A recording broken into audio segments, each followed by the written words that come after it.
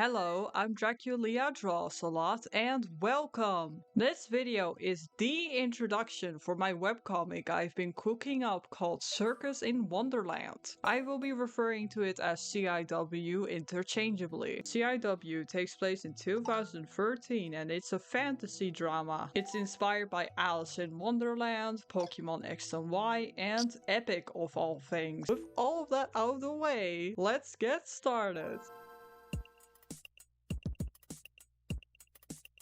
So, Circus in Wonderland. What is it even about and where does it take place? The entire catalyst to the story is that our main character Alice had a sister named Allison that mysteriously went missing 13 years ago. And Alice lives with her mother who is a conspiracy nut. The events of CIW take place on a fantasy version of Earth where our planet is hollow on the inside. And inside said hollow Earth is our main setting, Wonderland. It's filled with elves, fairies, monsters, nothing too crazy. Between the surface world and Wonderland is a ominous magical barrier referred to as the Wall, which keeps Wonderland's residents in and the outside world out. Or it's supposed to do that. The wall also acts as their sky, as it gives off light and can change colors. Once Alice is in Wonderland, she has to work under the Queen of Hearts in her circus. So that's the main premise and setting. Now let's go to the characters.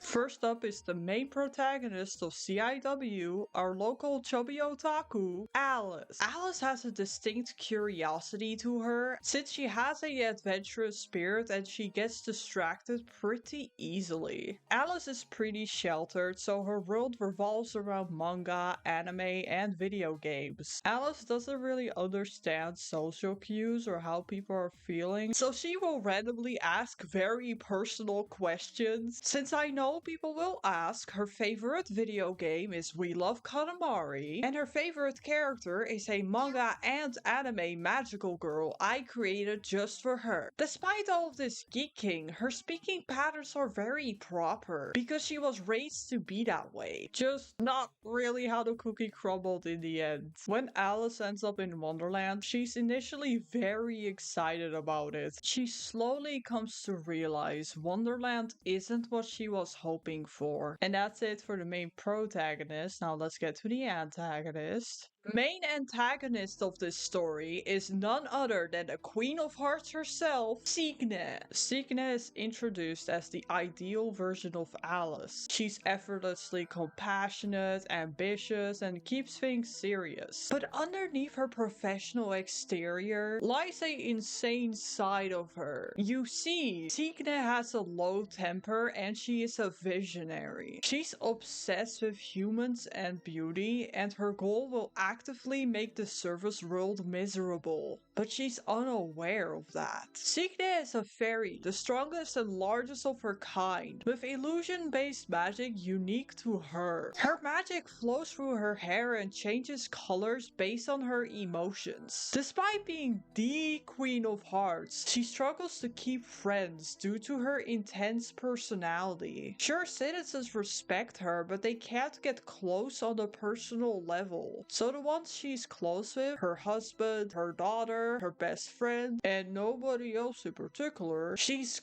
crazy over and would do insane things for them. Now that I've introduced the two most important characters, let's get into the supporting cast, which includes Alice's friends. The first of Alice's friend group is the closest thing to a deuteragonist of this story, Maroon. Maroon is a literal muscular monster, but she's a gentle giant as she's a very kind, easygoing softie that's also shy and faint-hearted. An example of her kindness is that she takes Alice into her place. And as stated before, she's best friends with the literal Queen of Hearts. Maroon also has a huge sweet tooth. She loves baking, baking, and she speaks in a stereotypical Australian accent. Fun fact, out of all the characters in Circus in Wonderland, Maroon is the one I've had the longest. I've had her for about 7 years now. Next in Alice's friend group is Zinnia. So Zinnia is the most normal character in Circus in Wonderland. She's just pretty monotone and chill and doesn't use a lot of words, so everyone gets the impression she's emo. Zinnia doesn't mean any harm towards anybody, she's just kind of awkward. Zinnia has a passion for fashion. She designs costumes for the circus, she changes her outfit and sometimes hair color every chapter, and sketches her designs on paper. For herself, she prefers wearing suits over dresses, but she is more than happy to make a dress for somebody else, of course. And the final member of Alice's friend group is Dinah. Dinah is the literal clown of the circus. She's fun-loving, peppy, and optimistic, but not afraid to call others out when they get on her nerves. She is a later addition to the group since she doesn't click with the others right away, and she is still nervous around humans, which is fair as they're not supposed to be here as a reminder. She seems pretty buddy-buddy with the king too. Dinah is a shapeshifter, and that's my fun little spin on the whole lizard people thing. But instead of being made out of scales, she's made out of solid light. That wraps up Alice's friends. The final character for the supporting cast is our ringmaster and literal short king, Cygnus' husband, Bright. The king title is just for show as he can't actually do anything with that. The most power he has is the ringmaster role. Bright is also very lazy, stupid, and self-absorbed. He doesn't like most of the characters and he hates humans. He thinks he's Peak when really he's just Cygnus' glorified Tamagotchi. Cygnus and Bright feed off of each other's chaos like two parasites, so they're the antagonistic couple. And that's all of the notable characters in Circus in Wonderland. For the next chapter, I'll cover some general things, such as what platforms, the release date, stuff like that.